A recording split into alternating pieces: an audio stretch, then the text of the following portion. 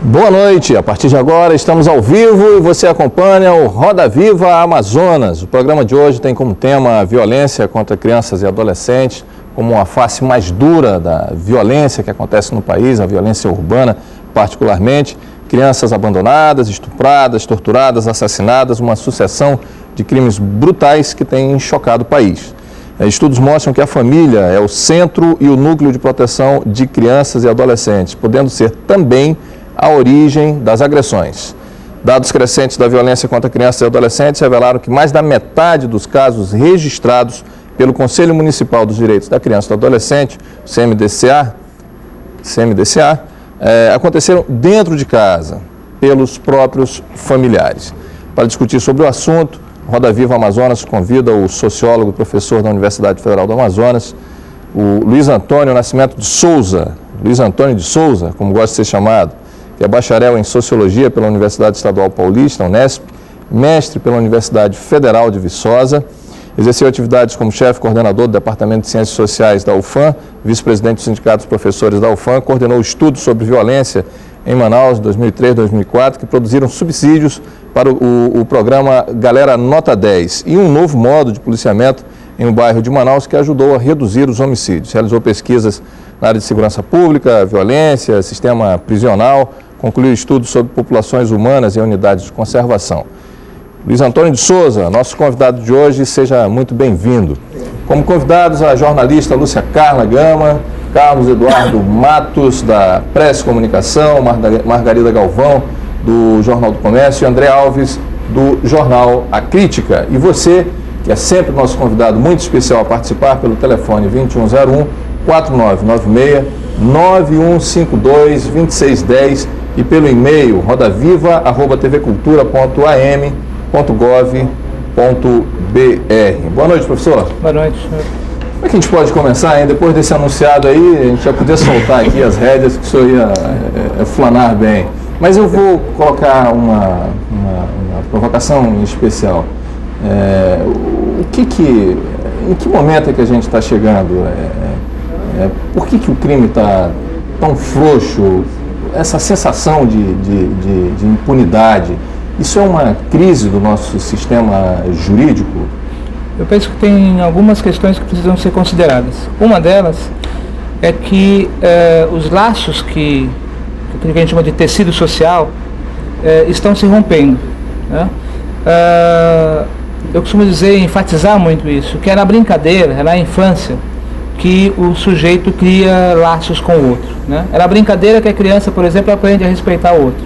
No jogo de bola, no jogo da brincadeira de boneca, se aquela criança não respeita o outro, ou se ela viola as regras de convivência, o coletivo pune, exclui, e aí a criança passa a aprender a fazer isso.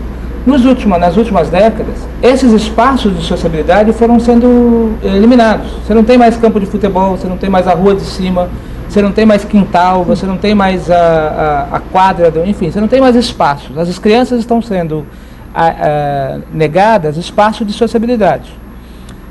Portanto, elas não conseguem se transformar, eu costumo brincar, elas não conseguem sair da condição de ser biológico para ser social.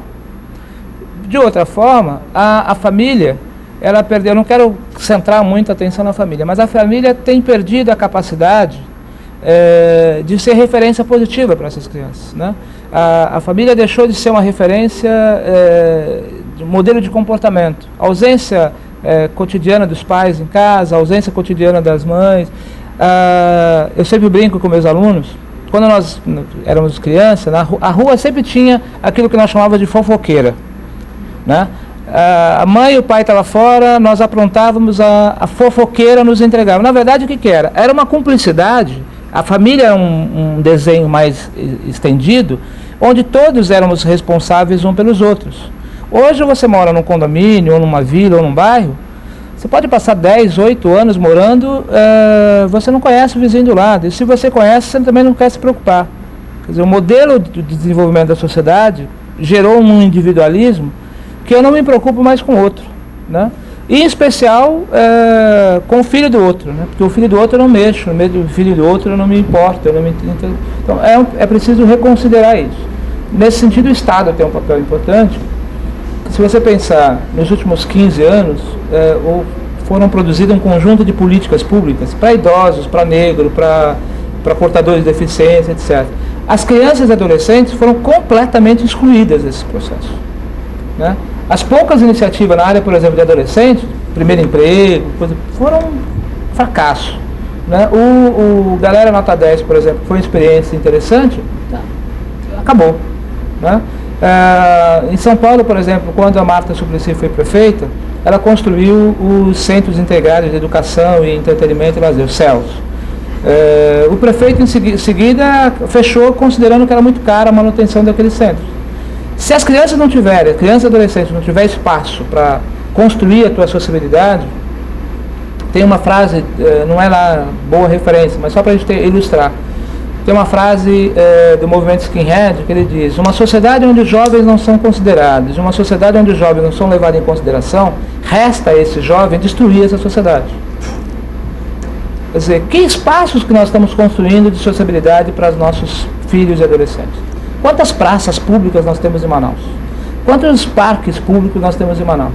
Onde é que nós levamos nossos filhos para se divertir, para passear no fim de semana? Professor, agora isso também, ao mesmo tempo que se sinaliza, não é um contrassenso, eu diria, porque nós vemos a vida individual e isso é cada vez mais individualizado, sim, a gente percebe isso. Todos nós que estamos aqui, que fomos crianças e que tivemos assim, a rua de cima, a fofoqueira, os colegas da rua, né, a brincadeira de manja e todas essas coisas.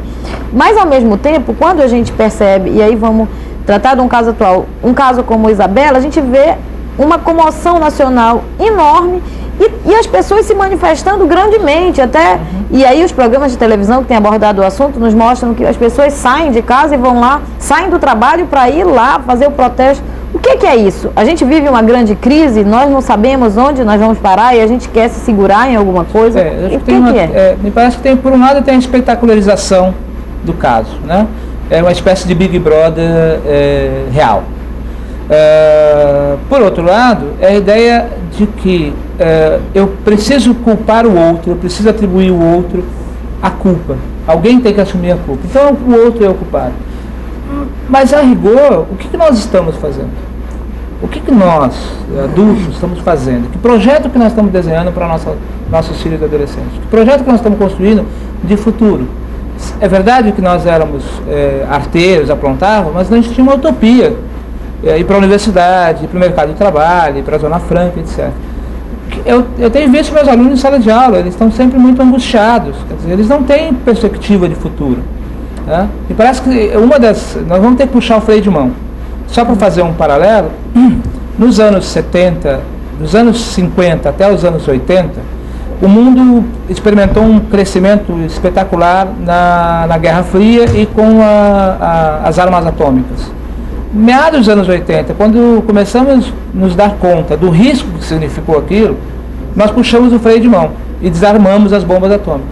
A sociedade vai precisar puxar o freio de mão e vai ter que dar à criança e adolescente espaço de sociabilidade, de lazer e educação, gerar emprego e renda para os pais dessas crianças. Tem uma música do Fagner, uma música do Gonzaguinha, cantada pelo Fagner, mas um homem sem trabalho sem trabalho, homem não tem honra. Não tem honra. E sem honra, ele morre e mata. Se esses pais não têm trabalho, não têm honra, não têm expectativa, eles não serão referências positivas.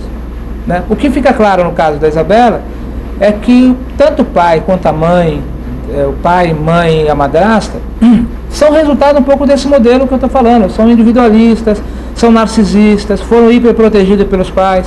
Essa menina cai de um prédio do 6º andar e o pai liga para o pai para pedir socorro, antes de pedir socorro. Né? Pai, olha, me ajuda.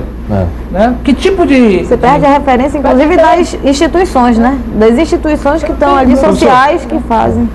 Um psicanalista francês que está vindo ao Brasil lançar um livro se chama A Prática da Psicanalítica Hoje. E ele faz alguns comentários sobre isso que o senhor está falando. Primeiro, que os jovens de 18 a 30 anos, essa faixa etária, solteiros, são os que mais frequentam os psicólogos. E não porque estão lá em busca de soluções para angústias que sabem, mas para angústias que não sabem, ou seja, eles não sabem o que querem, por isso vão ao psicanalista. Esse psicólogo também diz que a família acabou e que a figura do pai está em declínio, ou seja, não há uma referência dentro de casa de alguém que me espelhe e me inspire. Por isso, os jovens hoje estão menos propensos a batalhar por um sonho, por um ideal. O senhor também acredita assim? Sim. Os estudos que eu fiz com galeras aqui em Manaus, nós perguntávamos aos jovens por que eles sentiam nas galeras, né? E uma das coisas que mais apareceu é que eles buscavam na galera, diferente do que a gente pode imaginar, a galera tem tudo que uma criança e adolescente precisa. Tem uma referência masculina, que é o chefe da galera, é o líder, que é o ousado, é valente, é o audaz, é o super-homem. É aquele pai herói que a gente tem na infância, que o menino não tem em casa, mas ele percebe na galera. Tem regras de convivência e de conduta que são rígidas. Todos os membros da galera são submetidos às mesmas regras e às mesmas sanções quando violam as regras, né? E eu não estou falando coisa nova. Se a gente pegar o Capitães de Areia do Jorge Amado, dos anos 60, né, o que eram os meninos que estavam lá nas praias de Salvador, né? E qual a referência que ele buscava? Por outro lado, tem um outro aspecto que é muito importante. A figura que nós inventamos, chamada adolescente, é uma figura muito nova, né? Não existia a adolescência antes da Segunda Guerra Mundial. Na verdade, adolescente, como nós compreendemos hoje, é uma construção social pós-Segunda Guerra, né? Antes você tinha gente grande ou pequeno, né? Na Segunda Guerra Mundial, se o sujeito aguentava um fuzil, ele ia para a guerra, né? Você pega no século XIX, quem ia para a fábrica, garotos de 10, 12 anos iam para a fábrica. Se ele aguentava o tranco, ficava. No campo ainda é assim, né? Você tem um espaço de trabalho, a criança com 7, 8 anos começa a trabalhar no quintal com a mãe e com o pai, com 10, 11 anos, dependendo da tua compreensão física, ele começa a ir para o roçado trabalhar. E olha que ele consegue tocar um roçado sozinho, ele já está pronto para casar. A menina, na hora que alcança a puberdade e já sabe cuidar da casa, etc., ela também está pronta para casar. É como acontece nas sociedades indígenas. Nós inventamos a coisa chamada adolescente e eles não têm espaço. Tem espaço para a criança da sociedade, tem espaço para o adulto, tem espaço que está sendo reconfigurado para o idoso, né? Essa figura chamada criança e adolescente, eles não têm espaço. Por isso é que ele entra em crise. Qual é o meu papel nessa sociedade? O que eu tenho que fazer aqui? Por isso que eles estão descompensados. E a mídia, os meios de comunicação, a universidade, enfim, nós também não sabemos. Professor, agora a questão está mais complicada então, né? Porque a criança, o espaço da infância parece que está cada dia mais reduzido. Porque acho que agora os meninos e meninas de 10 anos, que são crianças, não querem mais ser crianças, né? Eles querem ser adolescentes, porque você vê, às vezes até com menos idade, meninas de 8 anos, todas vestidinhas, miniaturas de mulheres. Exato. E aí então se perde mais cedo essas cabeças, essas consciências. E esse processo é estimulado por uma indústria de consumo, né? A indústria de consumo, se você pegar a indústria de consumo para criança, ela te oportuniza 3 ou 4 kitzinhos. A indústria para adolescentes te oportuniza de 50 kits de calça, de maquiagem, de sapato, etc. A indústria de consumo, a indústria do pertencimento. Então eu pertenço, eu sou aquilo que eu consumo. Os pais acabam ficando vulnerabilizados, eles ficam expostos. Os pais de classes populares desempregados ou com salários muito baixos, eles não conseguem sequer acompanhar o consumo mínimo necessário. A classe média, essa é que é mais complicada, porque começa a vender a alma no demônio, no sentido metafórico, para poder garantir o conforto que não teve. Não, eu vou dar para o meu filho aquilo que eu não tive. E aí a classe média, ela comete irresponsabilidades bárbaras. Outro dia eu falava com uma colega, com uma amiga, e ela dizia algumas coisas sobre o filho e falava, você está hiperprotegendo o teu filho. Não, eu quero protegê-lo porque eu não quero que ele se machuque, etc. Aí eu falei para ela, olha, imagina teu filho daqui, menino tem uns 6 anos de idade. Eu falei, imagina teu filho daqui uns 14, quando tiver uma roda de amigos, e os amigos estiverem conversando sobre as cicatrizes que eles têm no corpo. Cada um vai contar, olha, essa aqui eu machuquei jogando bola, essa aqui eu machuquei roubando uma flor para minha namorada. E nessa altura do campeonato, teu filho provavelmente vai estar triste num canto, e quando perguntarem para ele a cicatriz, ele diz, olha, eu não tenho cicatriz nenhuma, porque minha mãe cuidou muito bem de mim, e ela me protegeu de forma tal que eu não me machuquei. Ora, as cicatrizes o que são, senão a expressão da nossa sociabilidade, da nossa vida, da nossa história. Nós protegemos os meninos de tal forma que quando eles fazem besteira, eles escondem. Joga debaixo do tapete, culpa o amigo que não está presente. O caso Isabela está expressando isso. Né? Jogar a Isabela pela janela é o que o menino faria quando ele quebra o vaso da avó e esconde debaixo do sofá. E culpa o irmão que estava do outro lado da cidade. Professor, perdão. Professor, boa noite. O senhor falou agora há pouco sobre a questão de a sociedade puxar o freio, puxar o freio de mão. De que forma ela poderá fazer isso? E que mecanismos? E o que o poder público pode fazer em favor dessa sociedade para que ela puxe esse freio de mão? Eu estou convencido, se você olhar todas as transformações importantes que ocorreu na sociedade brasileira, foi resultado de mobilização social. Não foi o poder público que promoveu. O Estatuto da Criança e do Adolescente, Código de Defesa do Consumidor, o Estatuto do Idoso, a Política Nacional de Saúde, o SUS, foram todos resultados de lutas populares. Né? Portanto, eu estou convencidíssimo que essas transformações têm que vir dos movimentos sociais e dos movimentos populares. Naturalmente vai acontecer ou é preciso uma mobilização? Não, existem mobilizações. Se você pegar o Estatuto da Criança e do Adolescente, foi resultado da mobilização de quase 20 anos do movimento de meninos e meninas de rua. Né? Acho que a Lei Maria da Penha, né? A Lei Maria da Penha também, quer dizer, foram resultado de expressões desses movimentos. A sociedade vai precisar fazer isso. Existe uma série de movimentos acontecendo de forma... não tem visibilidade, mas tem avançado. E agora nós estamos entrando num momento eleitoral que é preciso que a população comece a cobrar, por exemplo. Nós falamos sempre de responsabilidade fiscal.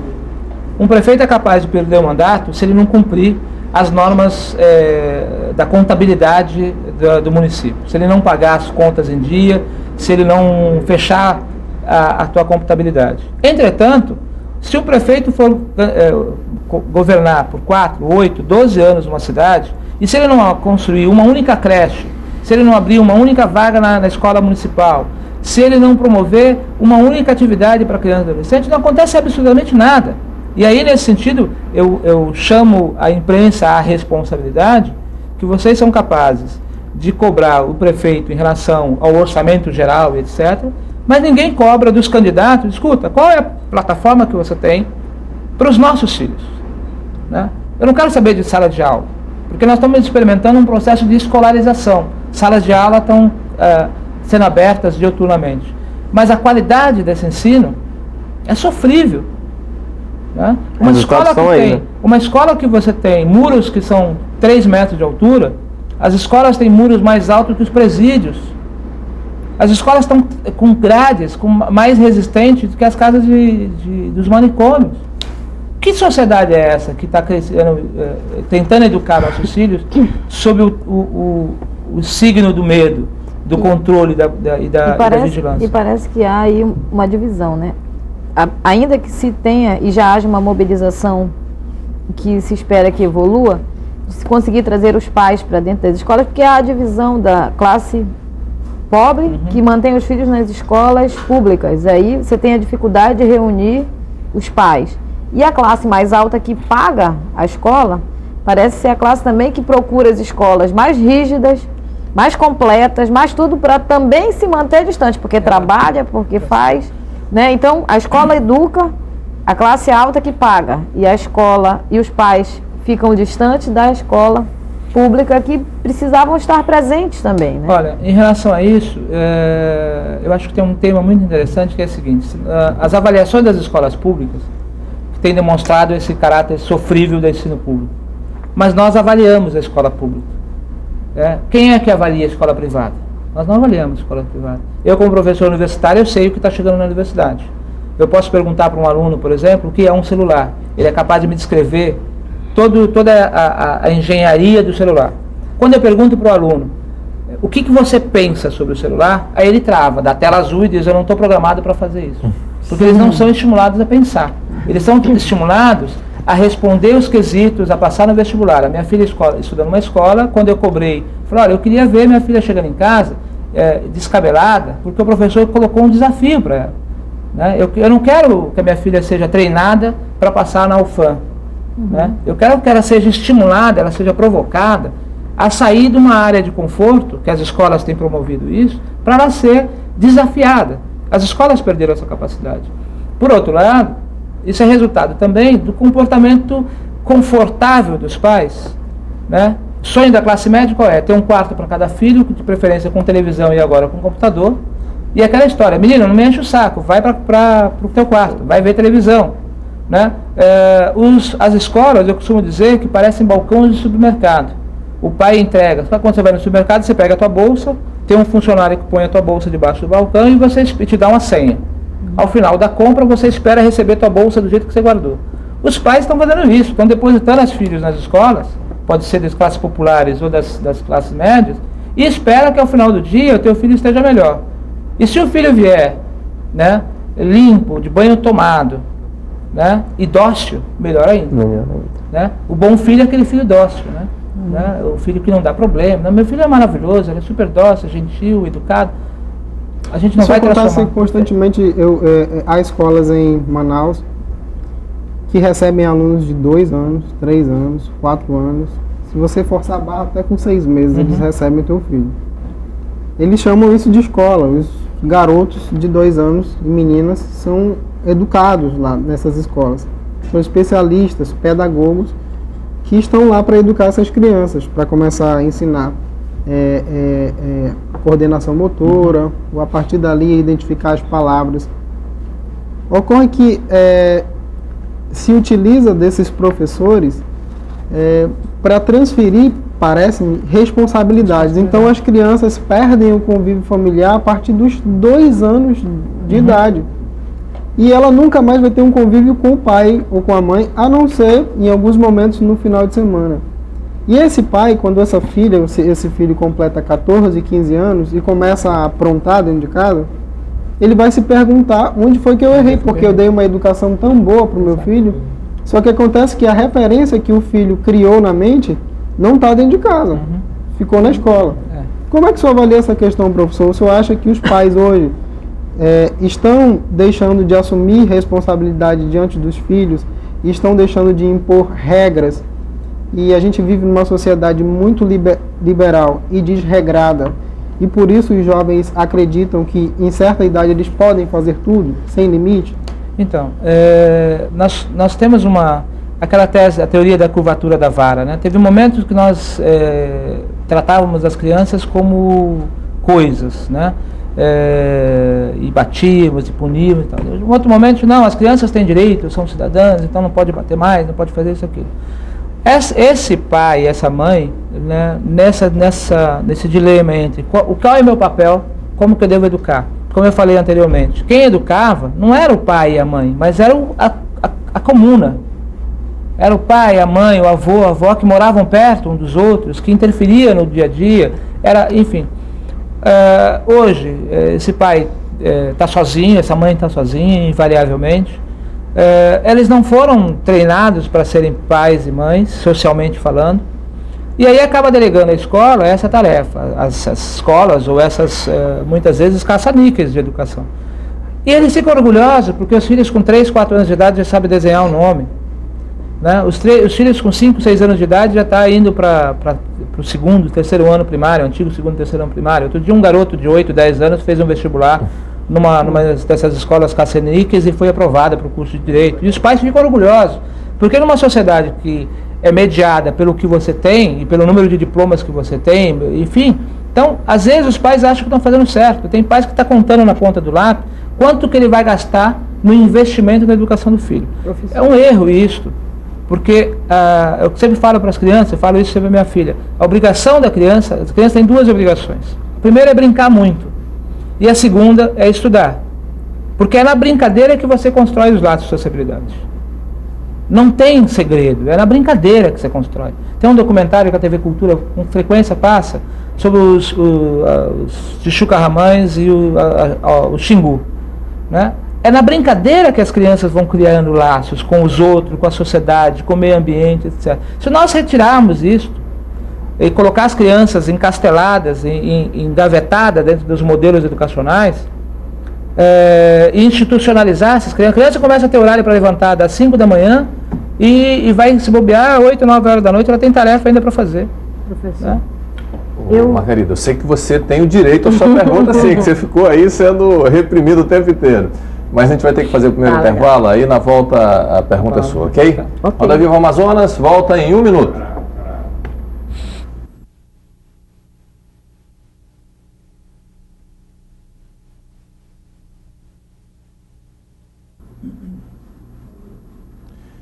Roda Viva Amazonas está de volta. O nosso convidado de hoje é o sociólogo Luiz Antônio de Souza. Você de casa pode continuar participando pelo telefone 21014996-9152-2610. O e-mail é rodaviva@tvcultura.am.gov.br. E a Margarida tem a pergunta dela garantida agora, Margarida. Vamos lá. Em 5 anos, eu participei de uma palestra de um especialista que veio falar sobre o ECA, né? E no decorrer da explanação dele, ele comentou sobre essa questão do rearranjo familiar, que ele disse que isso tinha sido uma praga nas famílias. Por quê? Porque com o rearranjo familiar foi algo que, de repente, a criança perdeu muito a referência de família, de pai e mãe. Apesar que muitos dizem, não, mas ele teve uma nova família, vai ter uma nova família, que o pai vai casar de novo, a mãe vai casar de novo, aquela história toda. Mas, na verdade, ele disse que inclusive, ele tinha um trabalho nesse sentido, e ele disse categoricamente que esse problema é sério e que é crescente. E o que a gente vê é o seguinte: casos, cada um de nós aqui conhece casos, se a gente não tem ajudar a gente, mas conhece situações, né, de crianças que de repente tem 2 casas, né? Hoje ela está na casa do pai, amanhã ela está na casa da mãe, que também já casou, o pai casou. Como é que o senhor vê essa situação na cabeça da criança, ter 2 casas? Mesmo numa casa o pai estando, na outra a mãe estando. Eu penso primeiro que, eu lembro que quando eu era criança eu tinha um livro escolar que tinha lá um modelo de família que era um modelo estadunidense. Pai, mãe, avô, avó, os filhos e um cachorrinho do lado. Que é uma construção ficcional, né? Quando a gente fala em família, hoje em dia as famílias estão mudadas. Ora, as histórias das famílias anteriores também não eram lá grandes coisas. A gente tinha problemas sérios. Se não havia rupturas conjugais, havia traumas violentíssimos dentro das famílias, com a bigamia, com a poligamia, com a violência dentro de casa, as mães oprimidas pelo modelo conservador e machista. Quantos de nós não lembram do sofrimento das nossas mães, das nossas avós, que estavam lá encasteladas sem poder. Então, e nós somos criados naquelas famílias, né? Eu não tenho muito problema. Em relação às famílias modernas, às famílias contemporâneas, as crianças são capazes de reconfigurar esses espaços. Não é as 2 casas, o pai, esse não é um problema. Nós somos capazes de reconfigurar, desde que essa criança tenha condições, tenha possibilidades de configurar e reconfigurar esses espaços. Mas será que não é uma exigência muito grande para essa criança, exatamente isso? Não, eu acho que não é. De repente, sei lá, o pai, ele adota determinados hábitos lá com a nova esposa, a mãe também tem novos hábitos, e de repente, no dia que ele vem ficar com a mãe, são passadas algumas, vamos dizer assim, são feitas algumas exigências para ele, já com o pai são feitas. Será que isso aí não cria assim, um trauma na cabeça dele? O duplo poder, a dupla relação de poder, isso sim, esse é um problema. E aí é preciso estabelecer quem é que vai mandar, quem é que é a referência, né? Mas o que eu quero chamar a atenção é que quando você, por exemplo, se hoje tem 2 famílias, num passado não muito distante, a taxa de mortalidade dos pais, dos avós era muito alta, né? Então, a quantidade, se você pega nossos pais, por exemplo, invariavelmente eles foram criados pela mãe ou pelo pai, porque o outro morria, né? E isso reconfigurava a família. A minha questão central meu problema, minha preocupação central a criança de responsabilidade, está no ECA, está na Constituição, é de responsabilidade do conjunto da sociedade. Nós não podemos delegar ao